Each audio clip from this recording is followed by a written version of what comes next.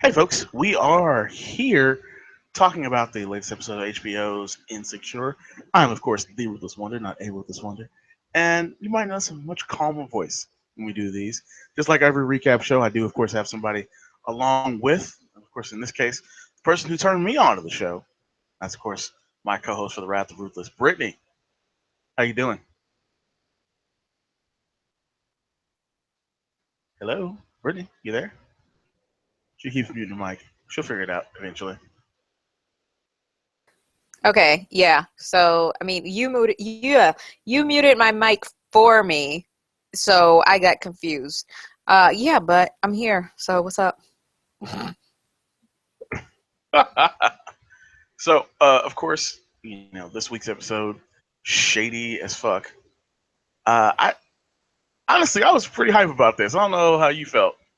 I was pretty hype. I like this one. Overall episode, I thought was real strong. I thought it really kind of. All right, you're gonna hate that I have to say it like this, but I like that she's not afraid to make you hate the main character for a very particular reason. Mm-hmm. Um, because I definitely think that ending. I don't know how you can like her choices with that ending. Uh, but before we skip to the end and talk that stuff, this opened up with the fallout from the kids finding the broken pussy video. How'd you feel about that? Do you think that's pretty well Yeah. done? I thought it was pretty. Yeah, and it's also just very realistic. Like, kids are probably always scouring the internet for these kinds of things. And, by her working with children, I would say that's a legitimate thing that could happen. I would believe that if somebody were to tell me, hey, this was my life and then this happened, which honestly, I'll be real, a little piece of me, maybe like 10% of me was thinking that could be a problem when you work with kids to get on a stage and do that in the age of like camera phones and stuff. You know, Yeah. I admit I thought that the first episode, and I was like, nah, you're just being crazy. You're just being paranoid and ridiculous. But, this is the World Star generation. And I'm glad that Issa validated my thoughts. See, and to me, to my mind, it was like, all right, the kids are finding it. They'll make some memes. It'll be funny for a bit. They'll remember it years from now. But if you try too hard to get rid of it, that's only going to make it worse. Um, but I thought it was slick that they still don't have a way to get rid of this video. I'm wondering how they're going to resolve it. Like I really want to watch the next episode to figure out like what's next. Like why didn't you just go to the YouTube page of the person who did it and hit him with a strike? Because that certainly happens to us all the time. Um, so that they can take the video down. Like why didn't you do that? But she's clearly trying to play it long game and do it a different way. So, you know, I didn't get too YouTuberish about it. Um, let's just go. Let's just deal with the elephant in the room. Molly. Hmm. Okay. Oh, like where do we even start with Molly this episode? That her entire situation, you and I fundamentally disagree on. Apparently, Well, I don't know if we fundamentally disagree. I don't think we fundamentally disagree. I think we view it through like different lenses, Like, I don't think we fundamentally disagree, but I definitely believe we have some different points of view when it comes to it.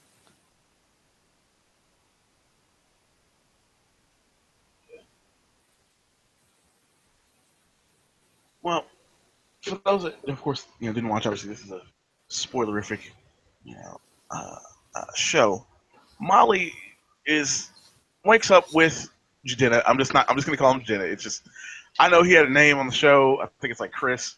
Yeah, it's pointless. Just call him Jadena. Look, she wakes up in bed with Jadena, looking like you would expect Jadena to look like in somebody's house, and he's like, "All right, I gotta go. Like we gotta hang. We'll hang out and do stuff again next time." And then she's immediately like, "Yo, come to this party with me. It's a friend's engagement, and I guess I probably need to tell them if I have a plus one, and you know, like you should just leave clothes here next time so that you don't have to worry about taking stuff around." He's trying to roll with the banter, but it's clearly fucking with him. at that moment, I was like, something's about to happen here. Like, he's either gonna never. You said that he was never gonna call again. I was like, I feel like that's too easy. I feel like he's gonna make this more awkward by trying to do the good thing. And then when he shows up at the engagement party, that's exactly what happens. Introduces himself as her boyfriend. Really, like comes through in the clutch there because she was clearly already feeling some type of way about the situation. What would you think? Yeah. Here's how I see it. I think that by saying, oh my gosh, can you come to this party with me? And also leave your clothes here for next time. All of that stuff, yes, I agree. That was way too much, way too soon. I mean, this is after their first date. This is very much after their first date. The last episode left with them dancing at the club, and then, now they're home. Like, this is very soon to be talking about this. So. Well, but I think he said when he left that they had gone on 3 dates, if I'm right. Did he say 3 dates? I think he said 3. I'm not certain. I'll have to go back and check, but I think he said it was implied that they had gone on more than 1 date. This has happened more than like a day later, kind of thing. Okay, because I was a little bit unsure of that. Like, I'm watching this and taking like mental notes because I know we have to talk about it. So some things I may miss, but if that's the case, 3 dates is still too soon. It's still too soon to be talking about stuff like this. To be honest, it would take me a long time to introduce someone that I'm like serious about and dating to my friends. It would be I'm not that type of person that would easily bring somebody around like that, because if I'm not sure how long you're going to be around, I don't want people to think that they should count on you being around, So that was a little weird to me that she was bringing him. Some of her friends are pricks and will absolutely savage this dude just to laugh at it later. Well, I mean, it was the context of what she was trying to do, like where she was trying to take him wasn't like a wedding party or a wedding shop, whatever, an engagement party. Engagement party, yeah, like with their okay, so like themed drink and everything. This is so weird. Like, why would you? Definitely, that's too soon to be going to that with someone you've only been on 3 dates with. That doesn't make any sense to me. It seems like I wouldn't ask someone to go to something like that soon, because I think they would get mixed messages about what I was trying to do. It will be different if it were like a birthday party. Honestly, I wouldn't ask it. I wouldn't ask it that soon anyway, but I'm just saying I wouldn't have given her much flack about it if it had been a birthday party. But this is like an engagement party. You cannot ask a guy you've been seeing for a very short time to go to something like that with you and expect no messages to be misconstrued. I mean, and if he doesn't like misconstrue a message, I would think something is wrong with him, because he's way too, like all eggs in this one basket, just like you. So that's where she lost me on that. But I think where we disagree on it, okay, is you made the statement that it's kind of all her fault. Now, I don't think that Molly's relationships and, all of her dating life and her dating mishaps, I don't think all of those things are strictly, purely her fault. Like, yeah, when you come down to it. That's not what I was saying at all. I was talking about this, like the situation with Jadena. That's entirely her fault. Oh, you didn't clarify that to me before we started this. When we were talking, you didn't clarify that to me. I thought you were. The Jadena situation. I was talking about that. Well, that and Jared, for that matter. The dude from before has popped up again this episode. Well, even so, though, I wouldn't say that it's all her fault. Like, yeah, she jumped too quick. But I felt like it was mostly her fault. I would say, like, and when I say mostly her fault, I mean vast majority, because Jadena, the way he came in and handles it, I mean, I'll be honest, I would prefer, maybe it's a preference thing, depending on how you prefer somebody to tell you where they stand when it comes to relationships or being interested. I would have just preferred that he just ghost her, okay? Or just be straight up and tell her, look, I know you really want me to come to this, we gotta talk. I don't really think it was smart to show up to this party and introduce yourself as her boyfriend when she clearly has some kind of like clingy issues that she's trying to work through. Like, I really think he just kind of wasn't very sensitive to that, That was very much like ridiculous on his part.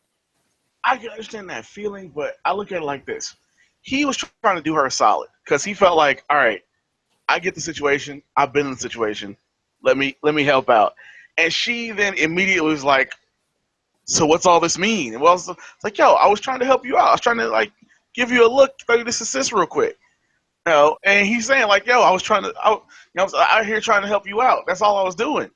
Like, we can talk about this stuff later. We've barely been on dates together. So I look at it from the perspective of he's like, I'm not a bad guy.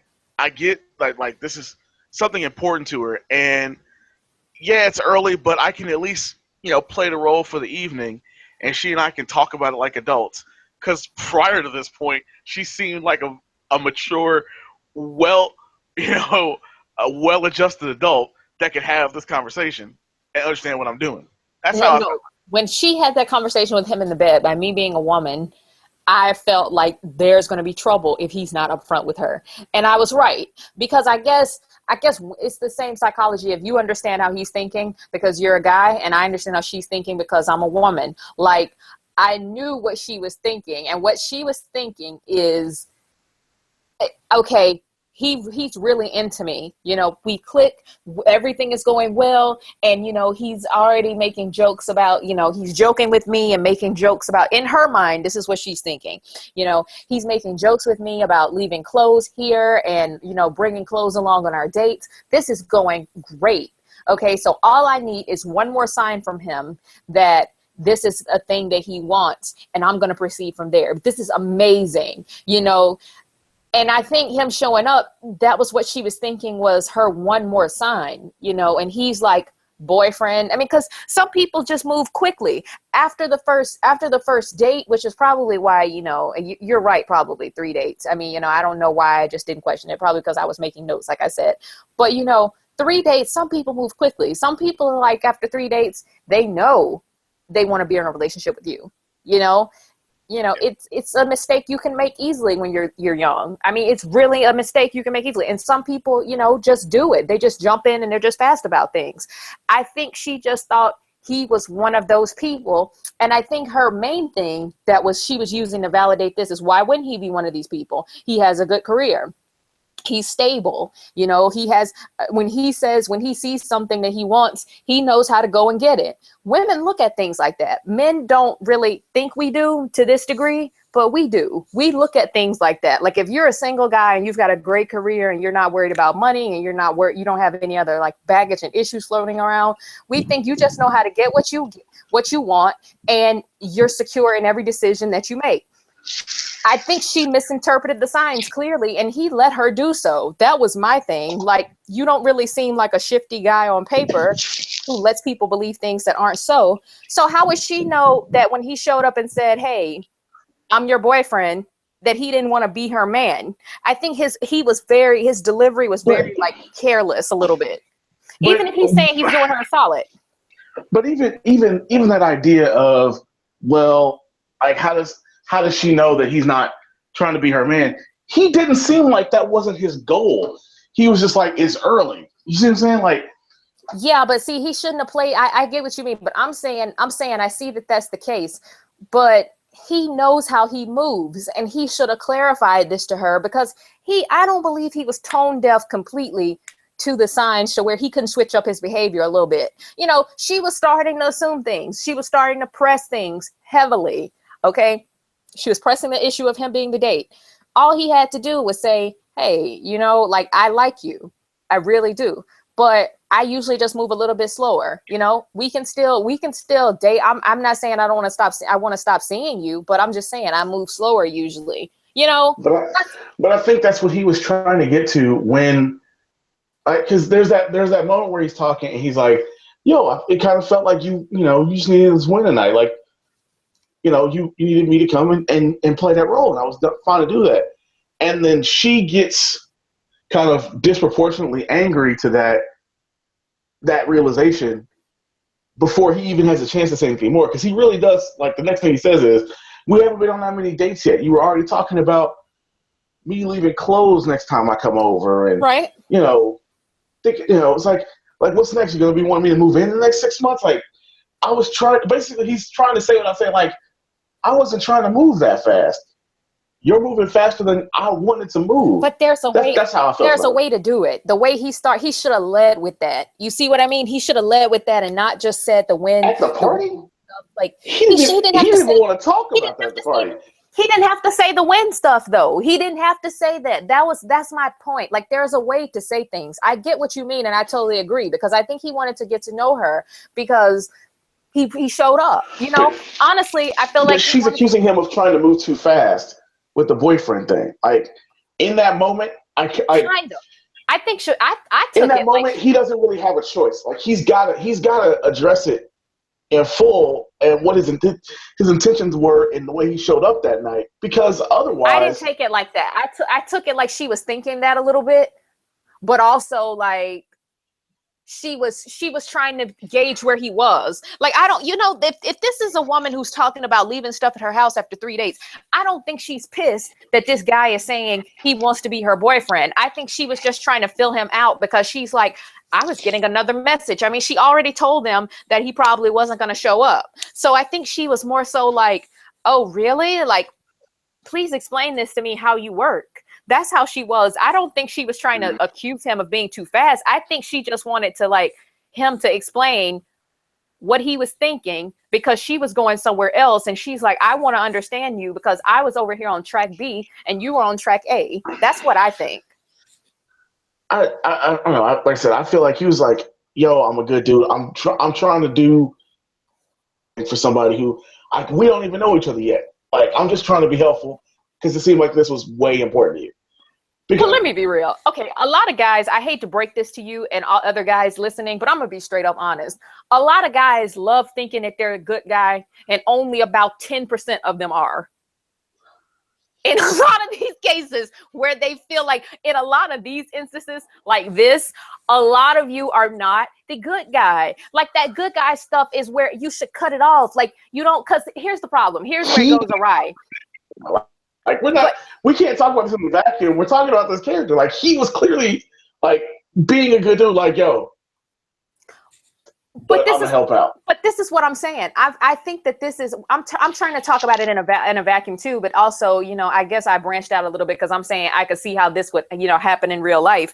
But in these instances, I feel like a lot of guys think that they're doing the thing that women want them to do, and it's not that way at all. It's not an intentional thing. It's not like you're trying to be a D-bag or whatever. That's not the case at all. I don't think those guys are trying to be D-bags. I think you genuinely it's a misunderstanding when it comes to women and what women want and how we want to hear things. That's what I think when I say that. That's why I'm just like, okay, let me just be real. Yeah. What you think is the good guy is sometimes just not the good guy. And what he was doing, yeah, he didn't have any bad intent, and he really thought he was doing a nice thing. But at the end of the day, on paper, when you look at it, to do that. Matt, are you going to let me finish? At the end of the day, when you look at it on paper, his delivery was wrong, just as wrong as her actions. You should not be leaving her apartment thinking one thing and agreeing to go to the party. When he left the apartment, it was clear that he was a little bit bothered. It was clear that he was like, this is kind of like, why is she pushing this? He should have raised the issue, okay? Raise the issue. You don't get at the party and just start like, just going south. Like, I think you really just needed a win. Like, when is anybody gonna think that that's a compliment? Like, that is not coming. If I told a guy that, let me change the roles a little bit, okay, to a place that you can like see where I'm coming from with this. Okay, let's say I'm like going out with this guy and we've only gone on 3 dates, okay, and I'm the one that's more reserved. Okay. He wants to get married. He wants kids. He wants a house, and he comes from a family and a background. And I think I'm putting this in because I think that when men get to that point where they're like, oh, I just got to get married, sometimes there's a little bit of pressure from other sources, like, I mean, I'm just saying. So women was like, that's what we're supposed to do. But I feel like men get that pressure from other sources and they're like, okay, got to speed it up now. But he's like, I want this and I like you. And he's telling me stuff like, hey, you can leave that here. Hey, you can do that here. Hey, you can do this here. And I know I like to move slow. I'm an a-hole in every sense to every man out there. I am an evil witch if I do not tell this man how I feel and how I like to move slow, because he's putting all of his eggs in one basket with me. And it's so hard to find a good man out here. And what do all you women want? That's how it would get flipped on the other foot. Like, that's why I don't understand why there's no understanding that some things can just be flat out wrong. And here I am, I don't have any intent to hurt this guy, okay? But what I'm doing, I'm letting him invest in something that I'm not investing in, and that's wrong. But on a woman, it would be flipped. It would be easily flipped. Most men would be like, oh, she's so evil. She's this. What are you doing? Most of you can't stand, you want a good man. You want this. You can't find one and blah, blah, blah. But when one finally comes up, you don't know how to accept it. That's how a woman would be talked about in this situation. But when he did the exact same thing, we're supposed to say, well, he's probably a good guy. Like, it's a little sexist to me how that gets sent,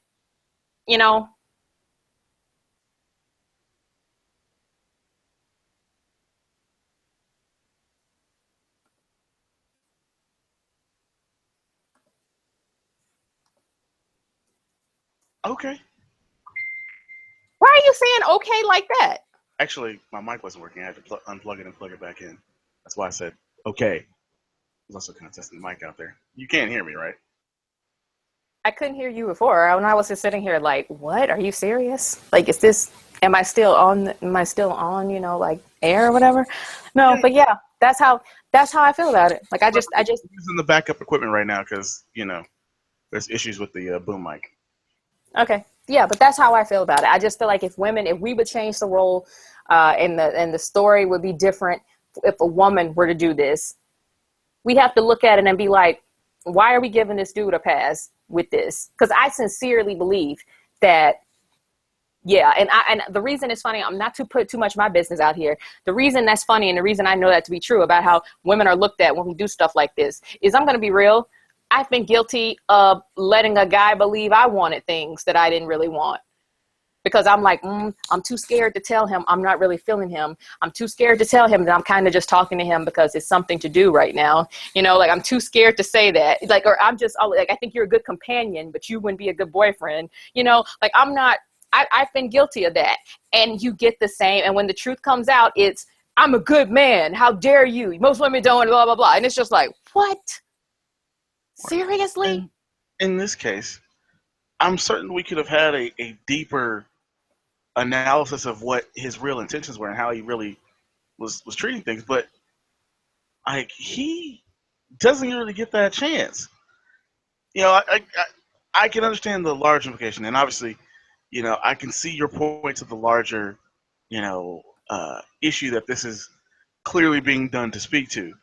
But yeah, I mean, inside the story, he got a raw deal. Like, he was like, yo, I'm explaining this to you because it seems like you want an explanation, and now you're getting mad at the explanation. And I haven't said, like, I'm not into you, I don't want to try and do more. I'm just saying, like, this is why I was doing this tonight, because it seemed like that's what you wanted. So. Well, let me just tell you, guys listening, Matt, you never tell a woman it looks like she needed a win. Why? Because just like men with large egos, women think we're winning out here. Okay? We want you to believe that we don't need any guy looking at us like, oh man, you really need this. Oh, you really need this. And if you happen to run upon a woman like that, like she actually tells you she needs you to, to tell her she's winning, run away from her because she might be crazy. All right. But I'm just saying, never tell any woman that. Never tell any woman that, guys. That Dasha Polanco comes with Matt Williams on a date win. If she would like to help me get that win, I'm all for it. If she tells you that's a win, though, you'll be like, damn. So, like, really? Yes, all in for it. Don't care. Don't care. Entirely okay with it. Let's stay with Molly though, because Molly and Jared meet up again, which I was like, man, like, for a character that she got rid of, he sure is coming back in a funny fashion. So she ends up drunk at his house. Yeah. Did you expect, I'll put it this way, did you expect her to so immediately go directly to Jared? Yes, I did. because as we were talking about before, you know, like you guys weren't privy to me and Matt's conversation prior to starting the stream, but I told Matt, I feel like a lot of my friends that I have, you know, my female friends, they fall in two categories. They're either behaving like Molly or they behave like me, and they're more reserved and they take things slower. They want to get to know a little bit, you know. Found that Molly needs someone.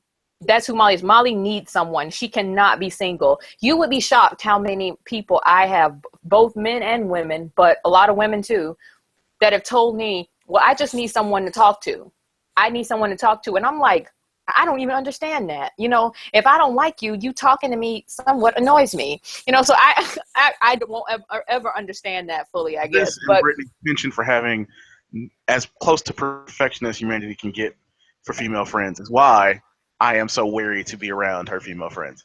yeah, Just my saying. female friends are like, they're really pretty and they have a lot going for them. Like, I'll be honest, they really are pretty and they have a lot. Cool, Yeah. and can hold a conversation. Like, yo, I gotta Yeah, be careful. I ain't trying to be done in these streets yet. I still got a little time. I have a good group of friends. I'll be honest. Like my female friends, a lot of them are great women. But that aside, though, I feel like Molly is the type, she needs someone to talk to. So she doesn't, rather than dealing with her own feelings. Put it this way: if I had a rough date with a guy or some stuff went down, I just want to go home. I want to go home to have a drink maybe and go to sleep. I am not going to go to the next dude's apartment or the next dude's house or call another dude that I like. I'm just not going to do that because I feel like I'm transferring that energy. I just want to sit and be alone and deal with me. Molly can't deal with her. Yonla Van Zant would say Molly can't do the work. Molly can't deal with herself. So I expected her to show up at his house because what is she going to do? She really needs male validation. That's what it comes down to. Which is an interesting thing because like that's her flaw as opposed to the rest of her life, which seems to be far more together than our main character, Issa. Issa. So before we talk about Issa, let's talk about her boyfriend for a second. Hmm? You kind of got to be proud of him. He hates that job. He absolutely despises that job, but he's doing it. He's like, yo, I got to commit to doing this. I gotta keep making this money so I can do my share of the house. And when the right thing comes along, it comes along. And then all of his you know, thinking about the relationship first gets really put to the test because the bank teller pops up at this job clearly wanting to do something.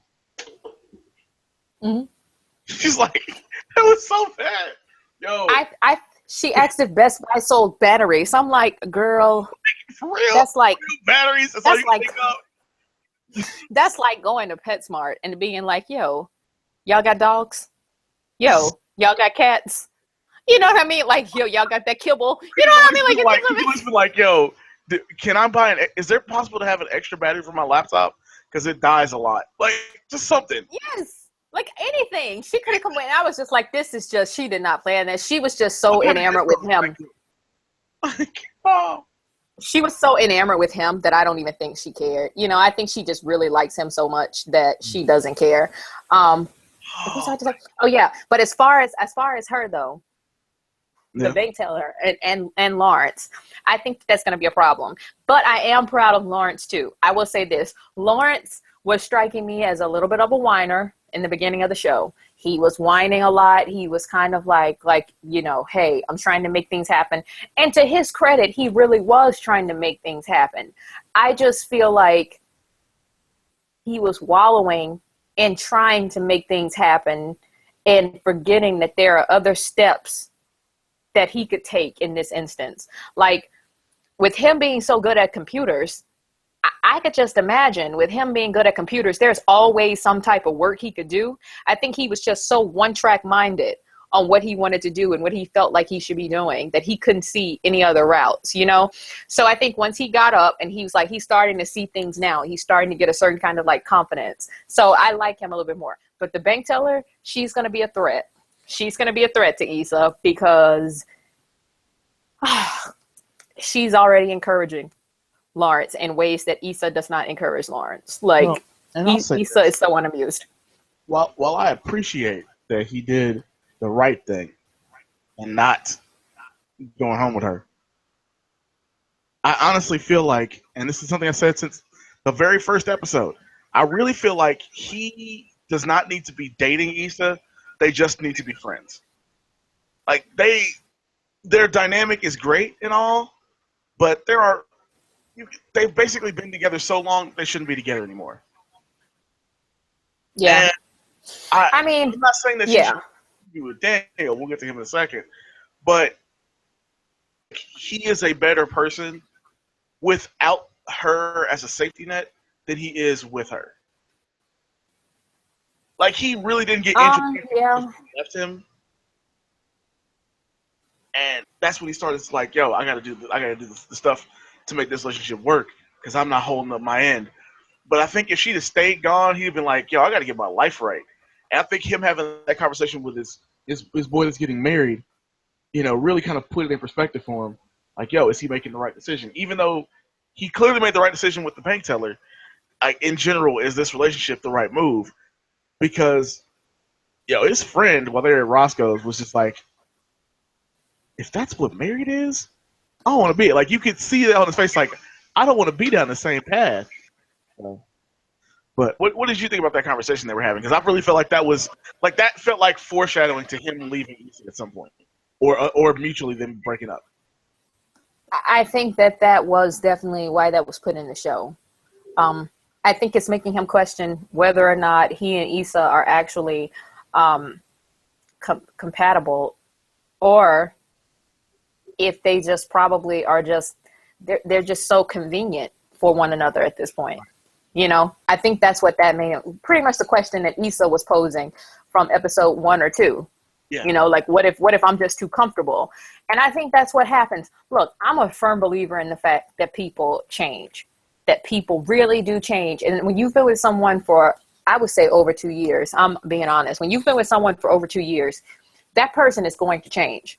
Okay. Especially at this point in our lives. Okay. As young adults, like 20s and 30s, people aren't really settled anymore. I would say, like, settled, knowing, like where they're probably going to live for the rest of their life and the job they're probably going to have for the rest of their life until about 45. That's when I would say, okay, that's when you can count on this person being totally done. I wouldn't even say 40. I know a lot of people that go back to school and stuff at 40, So I would say about 45. 45, I should be good. I should be pretty much done. You should be settled. Like, you should know where you're going to live. You should have an idea. At least if you don't know where you're going to live, or you don't know what career you're going to be in, you're firmly on the journey to that one thing. And you know how to get there, because those other years behind you, you've been preparing for this one thing and you have a better understanding of it. So I think all the other stuff, I think people can change and stay together easily when they're like 45 and up. But yeah, the years prior to 45, you're changing all the time. And sometimes you're just evolving past people that you've been with. That's what I believe. I don't know how anybody else sees it, but I think it takes a lot of work to still be with somebody after you're changing like this. And sometimes you're just fundamentally different. And I think Issa and Lawrence are just fundamentally different. Issa's always chasing a new experience. And Issa's kind of like, she really wants to be more outgoing than she is. She just doesn't know how to be that. And I think when she finally gets the nerve to actually fully be who she wants to be and be outgoing all the time, that's something that's going to surpass Lawrence by leaps and bounds. Like, Lawrence needs the girl who is just okay with him.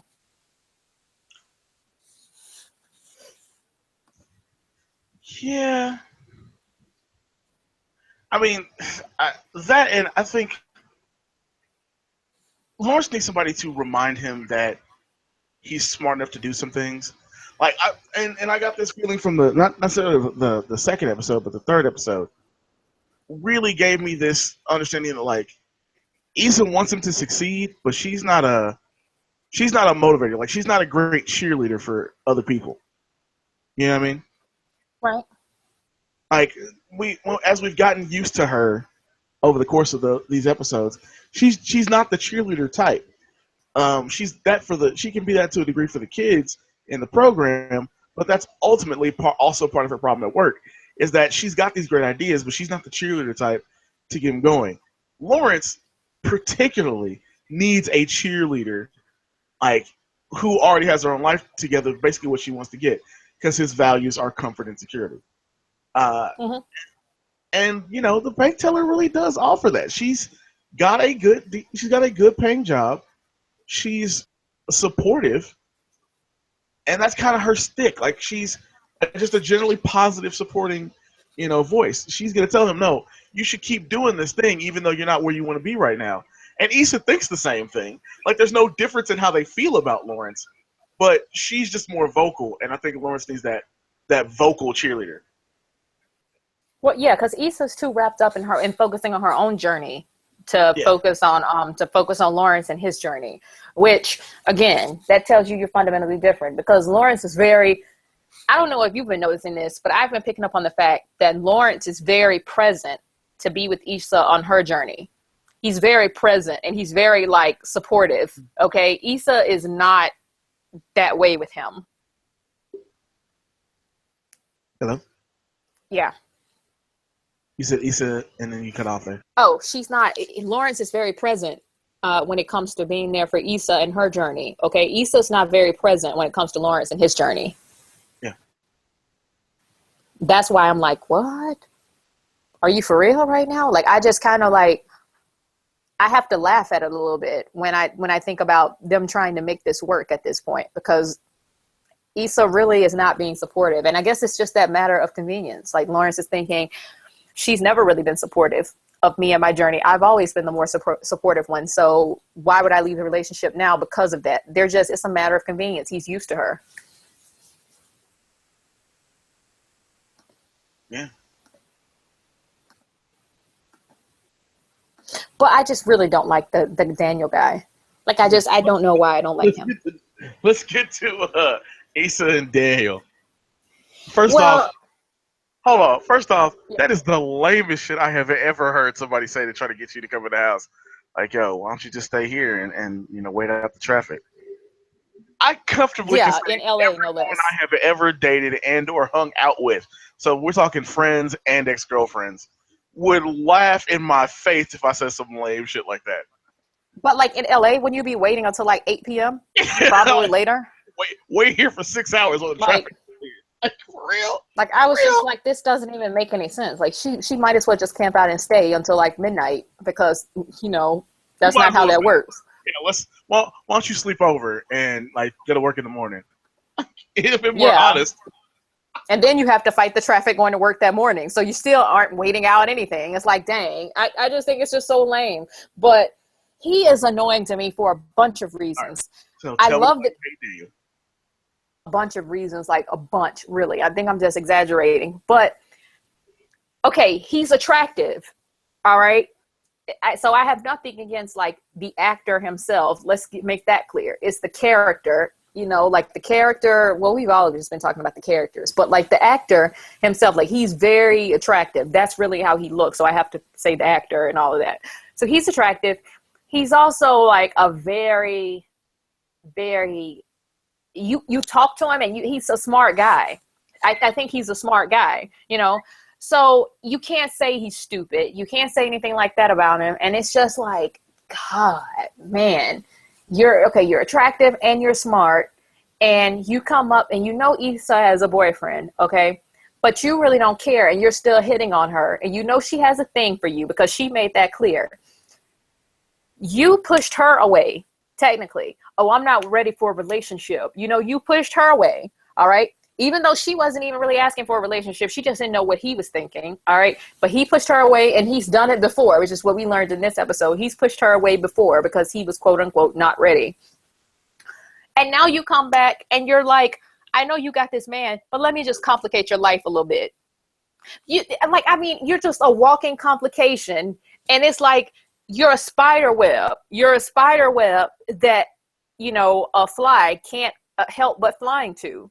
That's how he's got like a spider with like a magnetic force, I guess you should say. Because, dude, why are you messing up this girl's life? You're still not ready for a relationship. You're probably not going to be for a very long time. And here she is with somebody. You could be encouraging her to go and work through that with them. But you are willing to risk for like the fourth time probably making her life even more complicated and because you don't know if you're ready. That's absolutely stupid. You know, and I guess I get annoyed with that because I'm like, this is too real, man. Like, this is the stuff that a lot of guys do. Like, this is too real. So I guess that's why he's annoying. He annoys me a little bit. Oh, well, in defense of Daniel. Of course. Of course. How are we going to defend him? What I'm say. In defense of Okay. Daniel, she is not straightforward with him. No, I'll agree. I'll Never agree. Yeah. straightforward with him.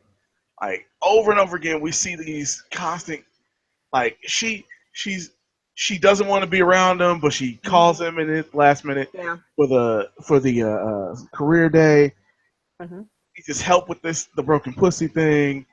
You know, she went to his, you know, where she knew he was going to be at for this whole club venture in the first place. You know, when he came to her office unannounced, they had that hilarious conversation where he basically like got her to admit she still kind of wants him. Like, it was over and over again. They were clear. Like, if Molly and Jadena are having a mixed signal situation, these two are definitely, you know, in this situation because Issa doesn't know how to be straightforward. But yeah, like, I guess it's not that I like don't care that he's like this. To a degree, for me, it's like, all right, this is some sleazeball territory, but why is she falling for this sleazeball territory stuff? Never understood it. I think she's running away from something that's so opposite of him. You know, like Daniel and Lawrence to me are complete opposites. So she's going to whatever Daniel is throwing her way because she just wants something different than Lawrence. I think that's why she's willing to go into it. And again, why wouldn't she? Because, you know, she's trying to figure out what she wants to do with her life. And then on top of that, he is a fun guy to be around. Okay. They do have a past that kind of makes it complicated as to, you know, whether it's appropriate to be talking to him. Like, it's hard for you to discern if it's appropriate or not, just because they knew each other from back in the day and they were friends first. So you kind of feel like, well, should she just not be talking to him, period? I mean, if they could be adults about the situation, maybe it would be okay for her to talk to him, right? Like, that's kind of what you might catch yourself thinking as you're looking at this. Like, you know, so that's why it just all bothers me, because I think he knows that too, and he's playing on that. I really do not see him wanting to be in a relationship with Issa, and it has nothing to do with her. It has nothing to do with her situation. It has everything though to do with him, and like, he's just never going to be ready. Yeah, I think to some degree you're gonna have to deal with in the show. I think they're gonna have to deal with this notion of, all right, so in the end, what do you really want? Do you want the comfy life with Lawrence, or do you want the chaotic life with Daniel? So I think Issa needs some time alone. That's what I think. If it's been 4 years since you've been single and you're doing stuff like this, girl, you need some time alone. That's what I would tell any one of my friends. I'd be like, look, go sit in a corner by yourself. All right. Like, don't pass Lawrence. Do not pass Daniel. Do not collect $200. Just sit in a corner by yourself and get it together. Because right now you are playing a game that you cannot win. And that's the truth here. She's playing a game with herself. She's playing with Lawrence. You know, she's playing with Daniel. And then in a sense, even though Daniel is complicating her life, she's also complicating his life a little bit, because she's sending a message to him that it's okay for him to come back to her like this. And I don't think that it's, you know, I think that complicates his growth as a person. He needs to fully understand that it's not okay to like play with people's emotions like this and think you can just walk back into their life. That's not cool. So if she would just cut him off, you know, I think he would grow as a person a little bit. As long as there's somebody out there who's sending him a sign that they're not too hurt by him being, you know, a person who can commit, or him being someone with all of these issues, he won't change. Why would he?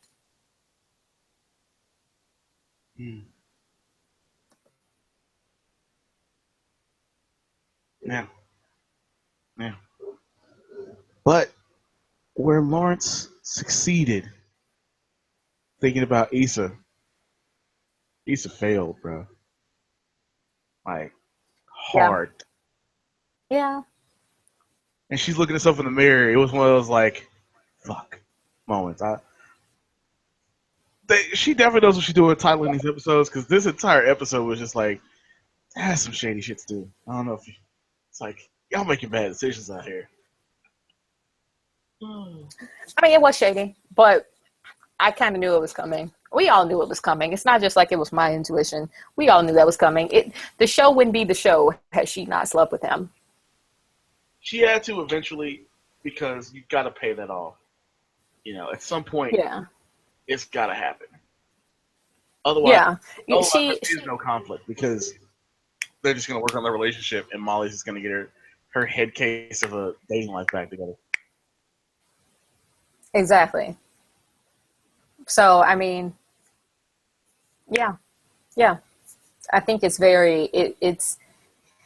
it's probably funny for a lot of people to look at this though and try to track like whether or not Issa is growing or coming to understand some of these things that she's doing, because you don't get a sign either way.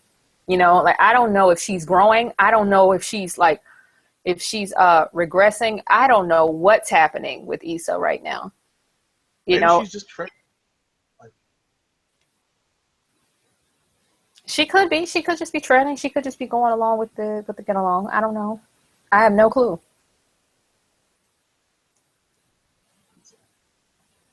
So it looks like next week we're going to get a little bit of resolution. Obviously, we only got 3 episodes left for this season. Of course, folks, as you know, the entire series is now free. You can download HBO Now. That's the HBO Now app. That's for the folks that don't have an HBO subscription. HBO Now, I think it's iTunes and Android. It might also be on Windows Phone, but I know it's iTunes and Android. And you can watch all of the past episodes, including tonight's, and all of the upcoming episodes as they upload each Sunday at 9:30. 9:30 Eastern, excuse me. Kind of coming out of the episode as a whole, how did you feel about the place we kind of left our characters? Like, overall, do you feel like more intrigued, less intrigued? What do you think? I'm more intrigued, definitely, because I feel like we're about to get into. I think you said there are 3 episodes left for this season. So I think we're about to get into the episodes where you start understanding the problems that these characters have had that have turned them into the people that they are, especially considering, you know, Molly's recent antics. I don't know. Yeah. So I want to know what makes everybody tick, so to speak, because you have to know, we have to learn more about Lawrence and Issa and like what made them even seem so similar in the beginning. They're so different now. We have to understand how they fit, you know, past what we've seen so far. Yeah. I'm really hype about this Jared situation. Mm. Mostly because I literally thought he was just going to be like a couple moments here or there in the season and that would be it. But he's consistently popped back up, and you got to wonder what place he's going to end up in, whether she's going to be okay with what he's done and whatnot. Obviously, we see Amanda, Seals giving her some shit about it coming up as well. So I really like where they left the characters. I really think this is maybe more into the show. We're out there messing with people on Facebook. I said Insecure is better than Queen Sugar. Of course, the first person to respond is one of my friends who is actually an actor. So, but yeah, no. I feel like it's a good spot. I feel like this is what I need to ramp me up for the second half of the season. Like this is a good, mid-season premiere kind of situation. Who are you rooting for? Like character-wise, who's the character you're like, that's me on the show? Like who's that for you? Who's me on the show? Yeah. No, not necessarily you on the show, but like who do you feel most connected to? You know what I mean? Oh God. Like, who's the Brittany Def- mascot? oh my God, definitely Issa. Interesting. Definitely Issa. Cause I feel like I don't even know why I feel that way. I just think that there's the way we function. I'm fully aware of some of my flaws, okay? And one of my flaws that I think is sometimes I can be wrapped up in myself to the point where I'm doing what I need to do for me, and I'm not really thinking about how this entirely affects, others besides myself. And not in a crazy, sociopath way. I'm talking about, like, I'm so focused on my development as a person that I may forget to be, like, very, very caring when someone might need me to be. I'm very good with my friends and being there for them. But, if I were at work, for instance, and a coworker were crying, I have my moments where I feel like I would just walk by, and then I also have moments where I feel like I would be like, oh, let me help with this, but I'm always like, when the moments where I might walk by, I might be saying, okay, now, does this put me in a weird space with this person? Like, after, am I crossing a boundary? Am I doing this? And anybody else watching might be like, no, you idiot. It's not even about you. It's about this person right now. Like, chill. I'm very aware that that's one of my flaws. So I think that that's kind of what happens. That's very different. I know it's kind of like a apples and oranges thing, what I just did, comparing myself to Issa and her situation in the show. But I'm saying that because I don't think Issa's out to hurt anybody. I think she's just at a point in her life where she's very wrapped up in herself. And I think I would be lying if I were to... Penguin. Yeah. Huh? What? Says she's a homewrecker like that damn penguin. Well, she's not wrecking any homes. No, she's not wrecking any homes because, Daniel doesn't have a home to wreck. So she's not, she's not wrecking any homes. But, like, I think that that's what she's doing. I don't think she's trying to intentionally hurt anyone. I think she's just very focused on herself. And I feel like sometimes in my life, I probably have been Issa, not with a relationship, because I haven't been in a relationship that was like 4 years long. Like, no. But I definitely think that just looking at where I was in law school and looking at where I was with the bar and all of that stuff, I probably was not a very good friend to a lot of people who weren't in my everyday law-focused life.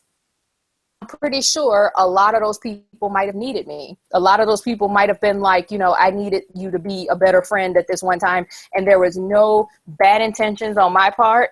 I just probably wasn't the best person I could be to be there for them. And that's why I think I connect with Issa. That's fair. Well, now some people will expect me to say Jared because Jared works for Enterprise. I hate you people.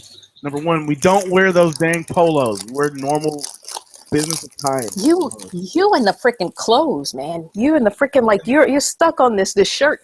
I think they went with the shirt angle because they had to make Jared look very blue collar. Like, there had to be a contrast there from, like, his life and Molly's. I got it. I understood why. It was just like, oh man, that irks me as a former Enterprise employee. But no, honestly, and no, thank God I've never had to be in Daniel's position because that's just not me. But honestly, I felt like Chris Jadena. I felt like Jadena the whole time. Yeah, I'm gonna tell you how you're not. You have never been even that nice. I have too. I am genuinely a good person. I don't think so. No, like, even Matt, I found Chris deliveries a little bit wrong. Okay, like, I don't even want to think about the atrocities that will come from your mouth. Situation. I don't even want to think about it because you would have all the best intentions, but you would probably call me like Brittany. So I said this, and I'd be like, Matt, just, oh my God, where's the girl now, Matt? Where's the girl now? Like, did you leave her near alcohol? Please tell me you didn't leave her near alcohol after you said this. Like, I would just be like, what is going on? Generally speaking, a classic gentleman. Matt, okay, so you're trying to say you're more like Jadena, not Chris. You can't sit here and say classic while we're talking about Jadena. You know what? You're trying to be a classic man, and that's why you're gravitating. Look, people, some messages got mixed to Matt. What's going on here? Okay, Matt is just looking at Jadena like thinking classic man is playing it. Like, yeah, that's me. I'm going to put on my suit and wear my hat, and I'm a classic man too, man. I'm right there. In the show, his character, Chris, is very much kind of like the way I approach things. What I have messed up and said, like, I was trying to, give you a win. No, that's not that. Oh I my would be a god. little more than that. But in general terms, like, yo, I got why. I understand why he did it more because it's like, yeah, no, in the same situation, I might do the same thing, even if I'm, No, otherwise going to talk about the situation at a deeper level. So if you yeah, didn't I say feel. anything to the chick, I hope no, he if can. you didn't say anything to the chick, I think I picture you just walking off. That's what I really see you doing. The minute she was like, "What? So you think I need to? You think I need to win? You think I'm a loser?" I think Matt would have just got up off the stool and left. Just got up off the stool and left the party because Matt's whole mentality would have been like, "You've done this to me before. When I've been an irrational, like estrogen-filled being." You've done that to me before. You'll be like, Brittany, I'm not going to talk to you right now. I can't win, and you're not hearing what I'm saying. Yes, it's disappear. You do that to me. You do that to me. So I can't imagine. And you're like, you're like one of my best friends and vice versa. And you do that shit to me. I can't imagine how you would do a chick you've only known for 3 dates. When she's like, I can't, you'd be like, look, lady, I'm going to get up and go. I can't win. That's how I imagine you approaching this. That's why I'm like, look, you just want to be a classic man, and we'll let you have that, okay? We'll let you, like, be close to Jadena, okay? We'll let you have the classic man. But don't be saying you're like Chris. Come on. If you want me to tell you what character you're like the guy that Molly went out with the first time, like before Chris, the guy who she was eating dinner with. I would never do that. No, not once ever. No. And this isn't me saying you're a bad guy. This is me just saying you don't have. That was so outright disrespectful. Like, you having this great moment, and in the middle of her going like, "Yo, I definitely want to see you again," you bust out with, "So when you gonna let me fuck?" Really, No, bro? not that guy. The guy who, she was saying, "I really wanted you to text me back because I wanted to know if you got home safely," and then he was like, okay, well, I just went out with the drink for my friends. And then she's like, oh, but it would have just been nice to know. And then the guy just looked down like, uh-huh. And then he never talked to her again. That's what I imagine. I don't know. I think he was a doctor or something like that. But that guy, I definitely feel like you would be like him. I don't see you even. I'm not. Like, that wouldn't confront me. Like, the idea that you're asking for me to be, more caring in my responses when you ask if I got home safe, like, that I would get. Like, that wouldn't affect me enough to care. Yeah, I guess, like, I guess I could see it. I don't know. I just really feel like Matt wants to be a classic man so bad. Like, it's making me wonder if when you were watching Jadena, if Classic Man was playing in your head the entire time. Come on, Classic Man, it was Long Live the Chief. I was about to say, you did say Long Live the Chief. You did say Long Live the Chief. You were like, okay, as soon as it came on and they were in the bed, you were like, yeah, Long Live the Chief. When they woke up in the bed together, the first thing I said was, hey, Long Live the Chief. Seriously, like, I just can't help it. That's funny. All right, this is a little early, but I'm gonna do it anyway because I feel like she wants to, this is something important to her, and I just kind of got in on it, so I'm gonna do that. And then, when confronted, I probably would have been like, yo, I was trying to help you out. You were the one acting like you needed me to be here. We haven't had this discussion yet. So like I said, I mentality wise, that's my mascot on the show. I feel Chris heavy. No, I totally get it. I get it. He probably will come back. I mean, here's how I think they're gonna deal with Chris's character. I think that Chris has to come back, right? Because we didn't get the feeling that Jadena just wasn't into her. Okay? We didn't get that feeling at all. I think his delivery was wrong. Like, it was just kind of like, what are you doing? But we also need to explore a little bit more the things about Jared that made Molly think maybe I can do better, which is the fact that he didn't go to college. He doesn't have the same friends that she has. He doesn't have these, fraternity connections that she has, like, sorority connections. So we have to explore that a little bit more. And Chris wasn't a bad guy. And by knowing that Jadena is, like, actually friends with Issa Rae in real life, I think Jadena is going to be back. Well, Chris is going to be back. And at the same time, you've got, what's coming up with Jared, this whole situation where he hooked up with a guy. Yeah, and work on with Jared. Like, he's gonna be interesting to see how he keeps going forward. I hope that they do use Chris as sort of like a spell every once in a while for like, hey yo, just remember that you fucked this situation. It wasn't, like that's her Daniel basically. They need each other to help each other be better. Like Chris needs her because Chris probably is the kind of guy out here who he rarely meets women that challenge him on anything, that I won't say challenge him. I'm going to say that rarely can fit into his world. I get the feeling that, he and Molly probably get along fairly well. Like she's an attorney, he's an attorney, they like the same stuff. They probably, he probably hasn't had that before. It's just her pace is all wrong. Okay. He needs to really be out here, but he's still a very functioning attorney and he's very single.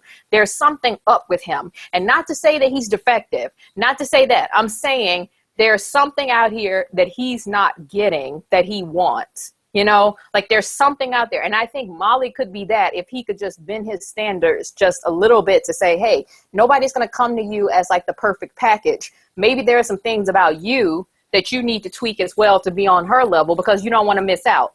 And then Molly needs to stop, giving men this idea that she needs them to be so much after 3 dates. Like she needs to grow up out of that. That's kind of like, I just don't get that, man. I was kind of nervous. I was embarrassed for her when she was talking. That was tough for me to watch because it was like, it's only been so little time and you're asking him to go to a party. And not only are you asking him, you won't just let good enough be. He said, I'll see what I can do. I've got a lot going on at work right now. And you're saying, well, I really need to know. Yeah, exactly. He's probably not BSing you. He's a busy attorney. He does the same kind of stuff you do. But you just keep pushing him. You're like, oh, okay, well, I probably should let her know if I'm bringing a +1. I probably should do this. And where I really want to go, just let it go. Just be free. Because at the end of the day, whether he comes with you or not, you still have to be you. And you still have to show up at this party. And even if he were your man, there are going to be a lot of things in relationships that you do separately without each other. So why are you pushing it so much, Molly? That's why I'm like, okay, you know what? I have to be patient with her because I don't know her life. But that annoyed me, and I was kind of embarrassed for her watching that. If a guy pushed me like that, I probably would have gone ghost. I'm going to be honest. I probably would have gone ghost a little bit. I mean, if I really liked him, like I think Chris liked Molly, I would just be straight up and talk through it.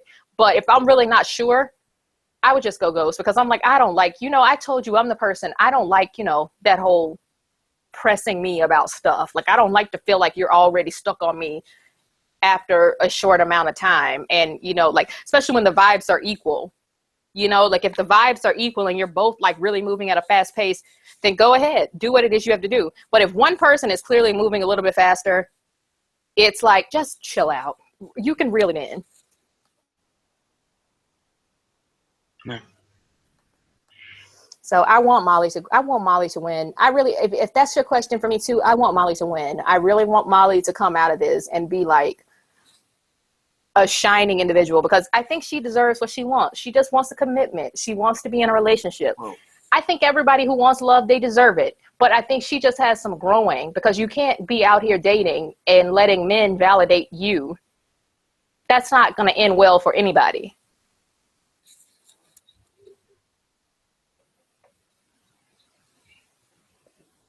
Yeah, I mean, I love torturing characters, so I kind of hope that Molly gets all of the lack of resolution that Issa seems to be forcing herself into.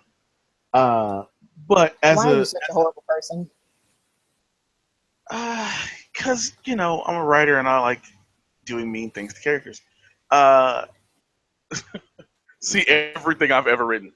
But no, I like that Molly's story has some turns to it because she could be. She is set up to be a very boring character, but the stuff that happens to her makes her portion of the story very interesting. So I want to see more happen. I don't want her to get. Do you think she's set up to be boring? Generally speaking, I'm not saying that always, but generally speaking, the rich, like advanced career friend is generally boring. You know what I mean? Well, she has such a personality. They don't have conflict. But her, like I said, the way Issa's taking that character and saying, all right, I'm going to have her go through these things in her life and have these particular, insecurities, and it makes her into a much more interesting character. Like Oh, and a single rich attorney on any other show is the most boring person on the entire show. See Maxine from Living Single. yeah, but Like Maxine is nowhere near as interesting as the rest of the girls in Living Single. but Maxine was so hilarious though. She was so funny. Yeah, it's not that I didn't like the character. I'm just saying, like, the archetype for Maxine's character is extremely boring compared to, like, the crazy life that everybody else has. Because her job makes her. It's funny you bring. What's up? Well, it's funny you bring up that point about insecure, like the title. I think the way the title is applicable to both of them is very interesting, and it's showing more in the show now. Like Molly's insecure about dating and about relationships. Okay, Issa is insecure about where her life is headed and like the trajectory of it all. So I think that that's very, very interesting how Issa is playing in both of these characters. Insecure about whether or not he should be in this relationship or not, and whether. Oh yeah, Lawrence just is all insecure. Yeah, he's just insecure about life. I mean, because you think about it, about being called boyfriend after 3 dates. But Lawrence is very insecure about everything. Think about it. He just won't sit down and make the freaking app. He won't sit down and make the business plan for the app. He just keeps talking about it and talking about it. Like, if that's not insecure, I don't know what is. He's not taking any real steps toward this app. You know, he's just like, I had this idea for an app. And then he's saying, I'm working on the business plan. That business plan should have been done, you know? And then apparently Jared's insecure about his sexuality. I mean, I don't know if he's insecure about it. I think the way that Issa is probably going to write that is that he's not going to be insecure about it. I think we're going to find out that he's very secure in it, and his only insecurities arise from associating with Molly. It's like I think by trying to fit into Molly's world, that's what will make him insecure about himself. I get the idea that he's very secure right now, but trying to fit into Molly's world is what's going to make him feel insecure, and he's not going to like that feeling. So I think that's probably why they're not going to work. Because Molly's very, to be around Molly's friends so far, besides Issa, you have to be fairly insecure. Like, they're watching everything Molly does, and they're very judgmental about like who a person is and what they have and things like that.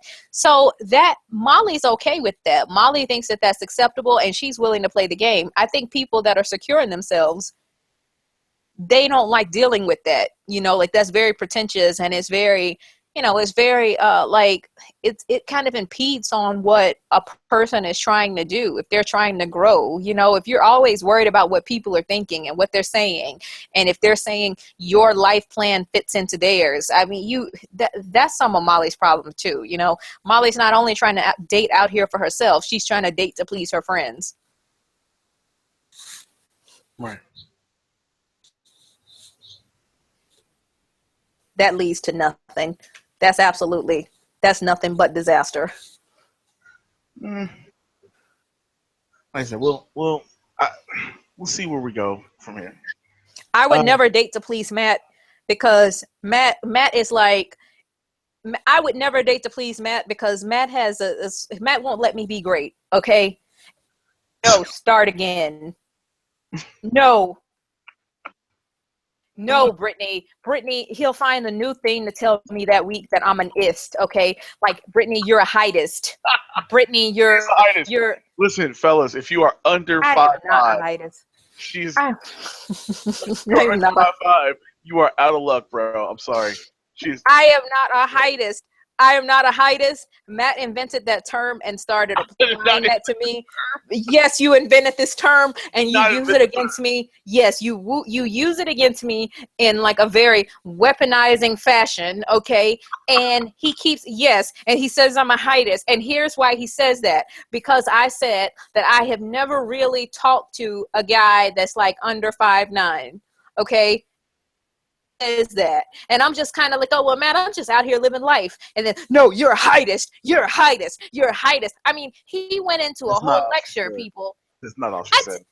Well, I mean, okay, I'll be. No. Small. What? I did not say that. No, Matt, if I'm remembering correctly, I called somebody a shrimp and you got all up in arms. You were like, why even bring it up?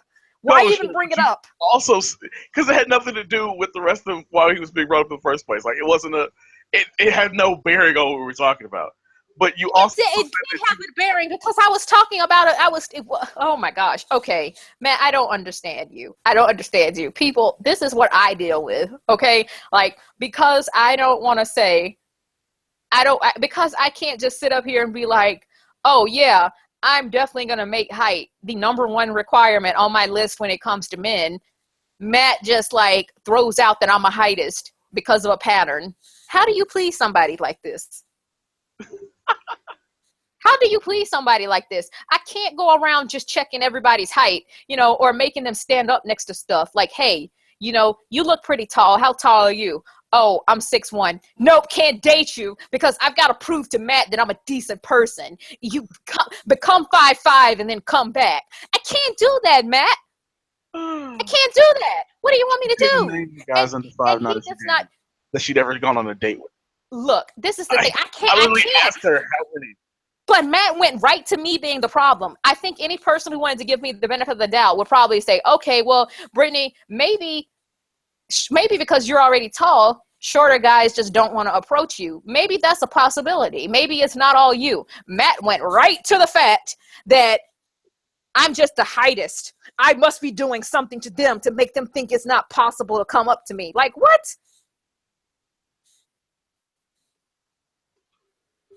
I mean, hey, we still fam. I'm with you. But no, you are not going to say it like that and make me seem like a for real heightist. No, you're not going to end the conversation like that and say, no, these people need to hear you say Brittany is not a heightist. You need to say Brittany is not a heightist. Say it, Matt. Say it. Say it with conviction. So Brittany wants me to say that she's not a heightist. No, that is not. Oh, I hate John. I can't stand it. I hate you so much. Like, this is why I can never be great. This is why I can't. This is why I just can't be great. I like giving your shit about it because of a conversation we've had. See, there it is, people. I'm not a heightist. He just makes my life difficult. Feel free to hit on Brittany if you're under 5'9". It's gonna. No, now you moved it to 5'9". Before you said 5'5". See, I just get more and more worse. I get more and more worse as the conversation goes with you. If I say 5'9", the 5'5" guys know they're included in that. Well, there we go. Okay. Well, all right. Well, all right. So go back to talking. Nah. Feel free. Keep watching the show because we get crazy side conversations like this happening all the time when we do it. Yeah. I am the Ruthless Wonder. For me and Brittany, check out Insecure, and of course check out our recaps. We do these live on Sundays, and of course they go on SoundCloud on Monday, along with the big drop of The Wrath of Ruthless and our other Streamlife shows. So take care, and we will see you guys next time. Bye.